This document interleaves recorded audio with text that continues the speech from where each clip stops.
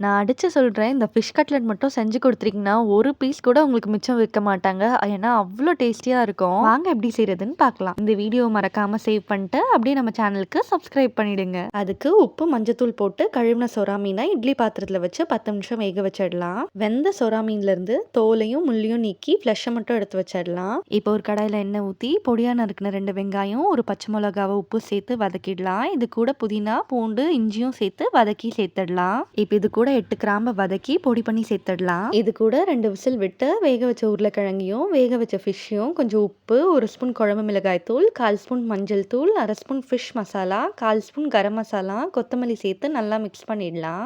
இது கூட வேணும்னா ரஸ்க் தூள் ஆட் பண்ணி கெட்டியா பிசைஞ்சுக்கலாம். அதை உருண்டை பிடிச்சி ப்ரெஸ் பண்ணி கட்லெட் ஷேப்க்கு ரெடி பண்ணிக்கலாம். இதை கார்ன்ஃப்ளவர் மிக்ஸில் டிப் பண்ணி ரஸ்க் தூளில் கோட் பண்ணி சூடான எண்ணெயில் ஷாலோ ஃப்ரை பண்ணி எடுத்துட்டா ரொம்பவே டேஸ்டியான சொரா கட்லெட் ரெடி.